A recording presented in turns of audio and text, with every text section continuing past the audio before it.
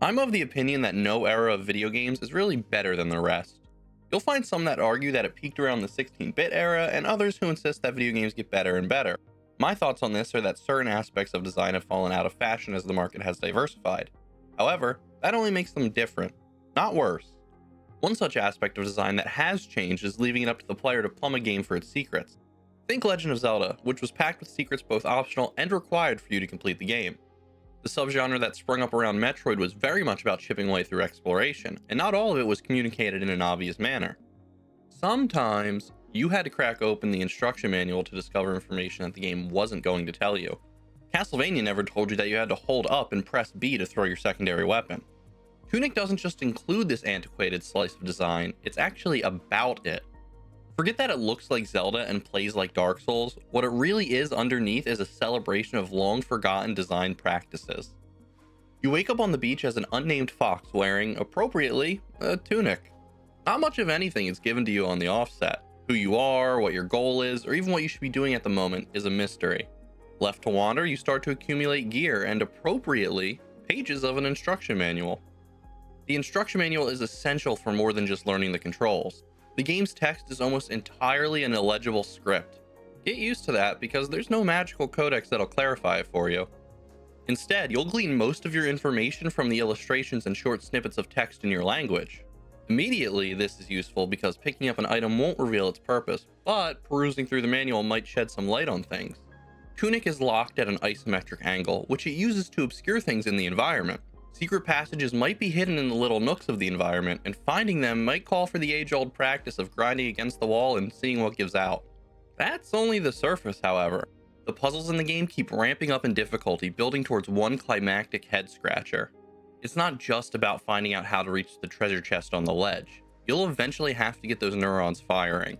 Impressively, Tunic manages to pull this off without being overly cryptic.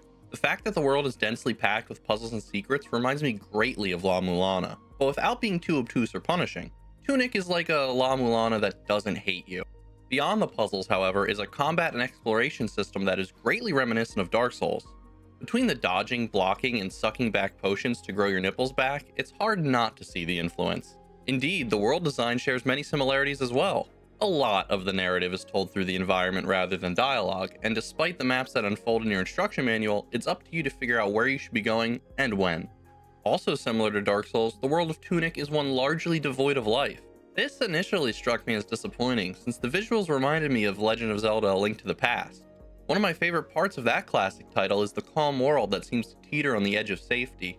Tunic's world, on the other hand, has long since plunged from the precipice and shattered on the ground. It flirts with themes about the cost of being a hero the same way Dark Souls does. You're not going to get through unscathed, but being the hero you are, you'll no doubt push through in the end. Games like Earthbound, Cave Story, and Undertale touch the same themes.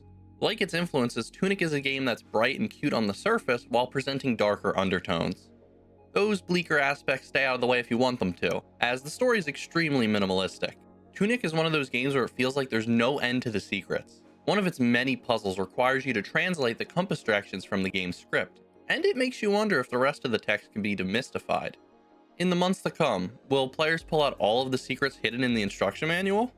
And better yet, solving some of the harder puzzles has a way of making you feel like the smartest person on the planet.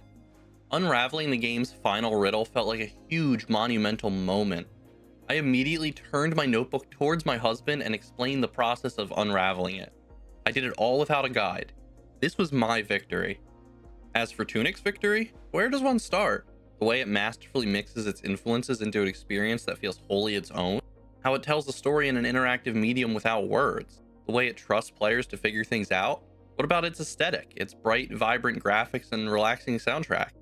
What's amazing about Tunic is that I can't count any misstep. I fell into the world a few times, big deal. The penalty for death is paltry, and those bugs can be squashed. Once, a sound cue got stuck playing continuously, and I found myself pondering its significance in futility. I only noticed it wasn't supposed to be happening when it continued through the main menu.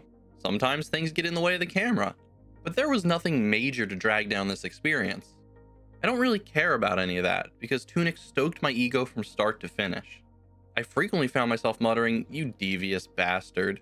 It speaks the language of games gone by while injecting both modernity and its own personal twists. It's brilliant enough to stand apart, and this is one garment I recommend you slip into. maybe with some leggings. It would look nice. If you liked today's review, please remember to like and subscribe. For the full written review, more game reviews, and video game news, head on over to Destructoid.com. Thanks for watching.